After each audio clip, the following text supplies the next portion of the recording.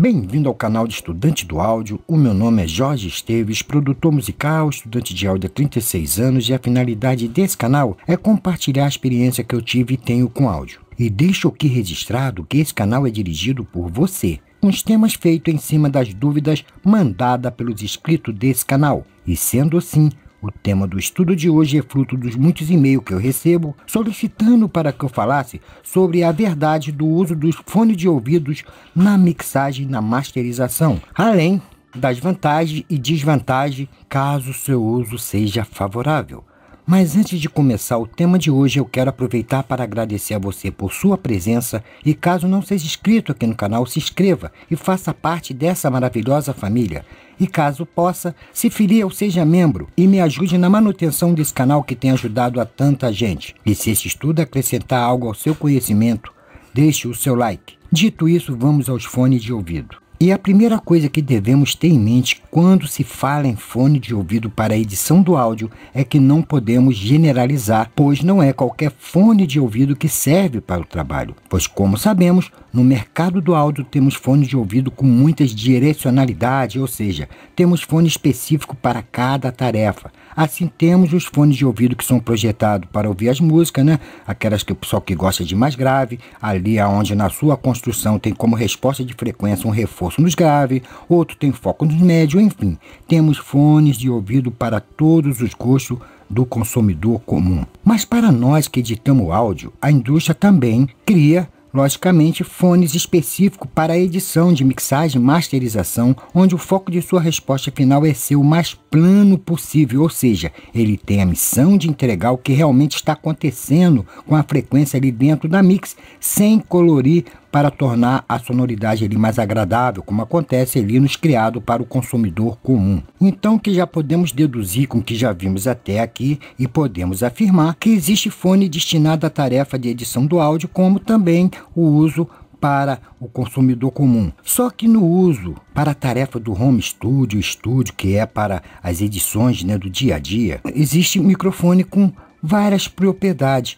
E caso você queira se aprofundar, nós temos aqui no canal o estudo com tema. Eu vou deixar o link no final desse vídeo. Mas voltando ao foco do tema de hoje, mesmo você tendo um microfone específico para fazer a edição do áudio, a coisa não é tão simples assim. Não é o fato de você possuir um fone fret que vai fazer com que você vai ter uma edição perfeita. Por quê? Existe impasse que leva à direção contrária, como veremos a partir desse ponto. Então vamos entender as razões desses impasses e o uso de uma forma profissional para que você use com eficácia os seus fones de ouvido. Então vamos começar falando sobre os benefícios que temos com o uso de tais fones. Podemos em primeiro lugar afirmar que os fones de ouvido são excelentes no quesito acústica, pois os mesmos, como sabemos, eles bloqueiam a acústica da sala, ou seja, ele isola todos os ruídos e barulhos externos, tais como barulho de ventilador, ar-condicionado, PC, etc.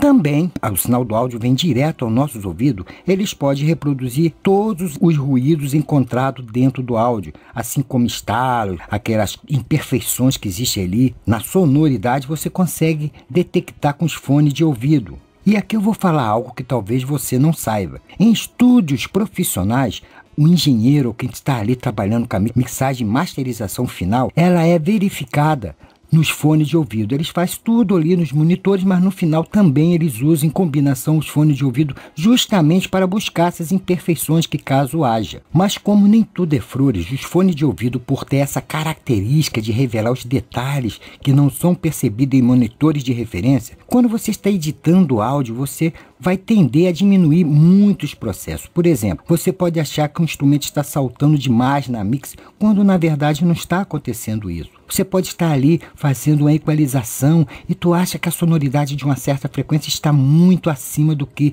necessita o áudio e você tende às vezes a acentuar ou às vezes a atenuar. Então causa esses pequenos impasses. No quesito vocal, o instrumento também, como já foi dito, eles parecem que está mais alto na mixagem do que realmente estão, que vai fazer com que você abaixe o volume e você vai desequilibrar o equilíbrio dinâmico. E a mesma coisa acontece com a imagem estéreo, que nos fones de ouvido tem uma sensação exagerada, que faz com que você tome a decisão de deslocar os instrumentos mais para perto do meio, resultando numa mixagem que não vai ser ampla o suficiente, ela vai estar deficiente de palco sonoro. E, por fim, não podemos esquecer também que quando você usa fone de ouvido por muito tempo, ele acaba ficando desconfortável. Mas existem soluções que nós vamos ver a partir de agora que você vai superar todos esses obstáculos. Então a primeira coisa, é necessário que você treine seus ouvidos com o fone que você usa ali no seu home ou estúdio. Você vai ter que ouvir diariamente referências comerciais com uma sonoridade comprovada, ou seja, aquelas músicas com a master excelente, feito por esses grandes mitos aí do áudio. Você vai ouvir ali diariamente, seus ouvidos vão começar a entender o que é uma boa sonoridade, vai entender o espaçamento ali da largura estéreo, vai entender o que é a reverberação ali dentro e muitos outros detalhes. Você tem que começar a fechar os olhos.